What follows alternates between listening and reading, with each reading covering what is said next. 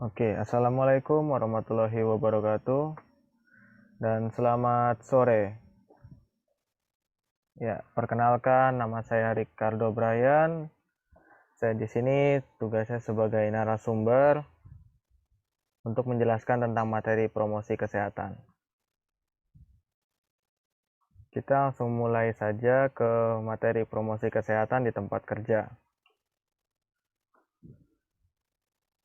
Pengertian promosi kesehatan adalah upaya memberdayakan masyarakat untuk memelihara dan meningkatkan dan melindungi kesehatan diri serta lingkungannya.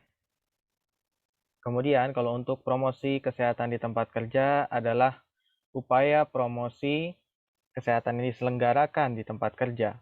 Selain untuk memberdayakan masyarakat di tempat kerja, untuk mengenali masalah dan tingkat kesehatannya, serta mampu mengatasi, memelihara, meningkatkan, dan melindungi kesehatannya sendiri. Juga memelihara dan meningkatkan kesehatan tempat kerja yang sehat. Dan apa sih tujuan Promkes? Tujuan Promkes merupakan ada beberapa poin di sini, yaitu mengembangkan perilaku hidup bersih dan sehat di tempat kerja, menurunkan angka absensi, jadi tidak ada yang alasan izin sakit, kemudian menurunkan angka penyakit di tempat kerja dan lingkungan kerja, menciptakan lingkungan kerja yang sehat dan aman, membantu berkembangnya gaya kerja dan gaya hidup yang sehat. Kemudian ada memberikan dampak positif terhadap lingkungan kerja dan masyarakat. Dan apa sih keuntungannya Promkes bagi pekerja? Keuntungannya, lingkungan kerja menjadi yang lebih sehat. Kemudian meningkatkan percaya diri, meningkatkan semangat kerja, meningkatkan kemampuan baik itu dari fisik maupun mental, pencegahan terhadap penyakit, meningkatnya kesehatan, dan lebih sehatnya keluarga dan masyarakat di sekitarnya. Kemudian apa juga keuntungan bagi perusahaan? Keuntungannya ada banyak di beberapa poin ini, yaitu meningkatkan lingkungan kerja yang aman, sehat, serta nyaman, membuat citra perusahaan jadi positif, meningkatkan moral staff, menurunnya angka absensi, meningkatkan produktivitas, menurunkan biaya kesehatan dan biaya asuransi, pencegahan terhadap penyakit. Kemudian langkah-langkah mengembangkan promosi kesehatan di tempat kerja.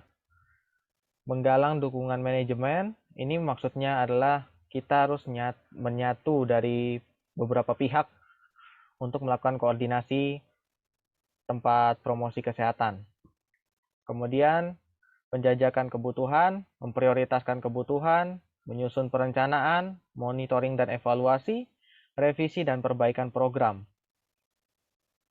Ada 4 langkah yang harus dilakukan untuk meningkatkan kesehatan perusahaan dan karyawan di tempat kerja, yaitu yang pertama, lebih mengkomunikasikan dengan karyawan tentang perhatian dan tujuan yang terkait dengan kesehatan.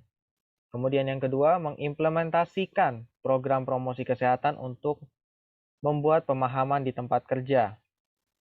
Kemudian, membuat komitmen tetap untuk memelihara kesehatan dan kesejahteraan karyawan.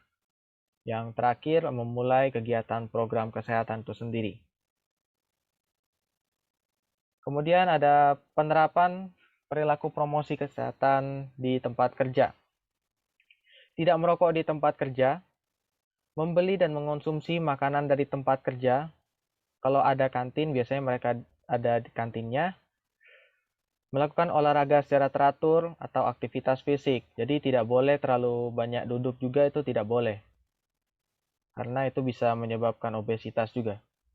Kemudian mencuci tangan dengan air bersih dan sabun sebelum makan dan sesudah buang air besar atau buang air kecil. Kemudian yang terakhir, di slide terakhir ini ada menggunakan air bersih, menggunakan jamban saat buang air kecil atau besar, membuang sampah pada tempatnya, mempergunakan APD atau alat pelindung diri sesuai dengan jenis pekerjaan. Kemudian memberantas jentik nyamuk di tempat kerja. Oke, sampai di sini ada yang mau ditanyakan?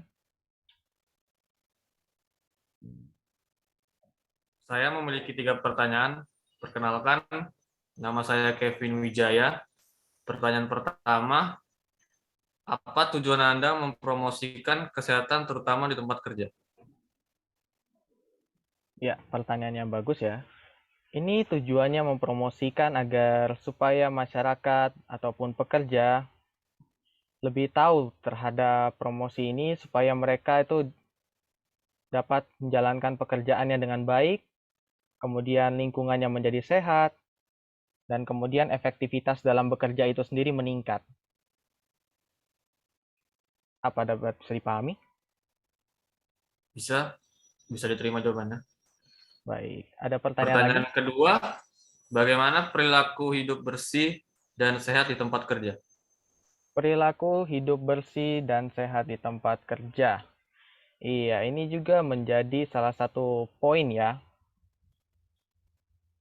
Nah, ini salah satunya itu seperti tadi yang ada di PPT saya itu ada tidak merokok di tempat kerja.